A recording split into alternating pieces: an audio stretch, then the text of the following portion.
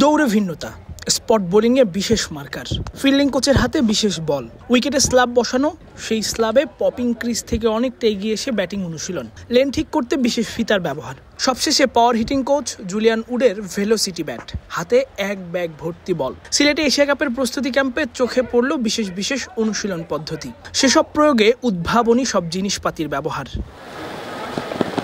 উডের velocity bat ইতোমধ্যেই বেশ পরিচিত, সবার আগ্রহের কেন্দ্রবিন্দুতেও। এই ব্যাট ব্যবহারে পাওয়ার হিটিংয়ের সুফল বিশ্বজুড়ে সমাদৃত। এবার বাংলাদেশের ব্যাটারদের পাওয়ার হিটিং বাড়াতে উড তার উদ্ভাবনী এই যন্ত্রের ব্যবহার করছেন।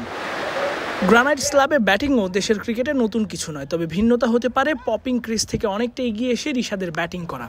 সাধারণত গ্রানাইট স্ল্যাবে বল পড়ে গতি বৃদ্ধি পায় কয়েক গুণ, সেখানে রিশাদ সাইফুদ্দিনদের এগিয়ে এসে ব্যাটিং করাটাকে সর্বোচ্চ প্রস্তুতির দিকেই ইঙ্গিত করছে। অনুশীলনের শুরুতে ফিটনেস ট্রেনিং কিংবা গা গরমের অনুশীলনেও ভিন্নতা চোখে পড়ল। কিছুটা থেমে ব্যালেন্স ধরে রাখার চর্চা করে দৌড় শুরু করেছেন, সেখানেও থেকেছে কে কার আগে যেতে পারে সেই প্রতিদ্বন্দ্বিতা।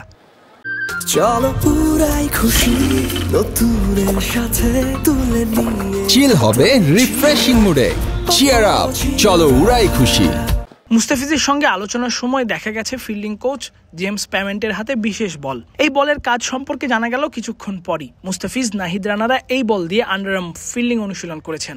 দুটো ফোমের স্ট্যাম্প পুঁতে রাখা আন্ডারআর্ম পাস দিতে এই দুই স্ট্যাম্পের লক্ষ্য ভেদ করাই ছিল সবশেষে সবার লক্ষ্য। পেসারদের নিয়ে বোলিং শুরু করার আগে শন্টেইট, তাসকিন, মুস্তাফিজদের লেন ঠিক করতে বক্স ঘরের মতো একটি ফিতা টেনেছেন। লক্ষণীয় বিষয়, ফিতার এক মাথা ছিল মিডল স্ট্যাম্প বরাবর, আরেক মাথা ফোর্থ কিংবা ফিফথ স্ট্যাম্পে। টি-20তে এই চ্যানেলে বল করার গুরুত্ব সবারই জানা। ব্যাটারদের জন্য ম্যাচে এই লাইন লেন্থের বল খেলা কঠিন, এবাদতের স্পট হিসেবে ওই বক্সকেই লক্ষ্য করে বল ফেলেছেন।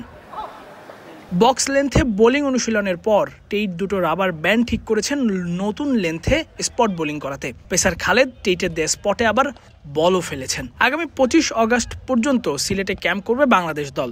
6 অগাস্ট এইচপি দলের বিপক্ষে খেলবে প্রস্তুতি ম্যাচ। এরপরই পুরো দল শুরু করবে নেদারল্যান্ডসের বিপক্ষে সিরিজের প্রস্তুতি। অনুশীলনের ভিন্নতাই বলে দিচ্ছে এশিয়া কাপে ভালো করতে কতটা মরিয়া পুরো দল। তাসফিক পলক, ক্রিক ফ্রেঞ্জি।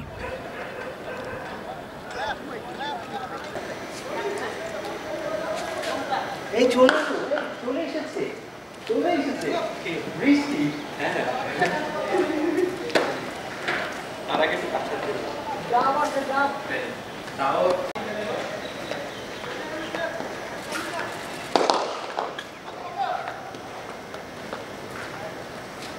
ঠিক আছে।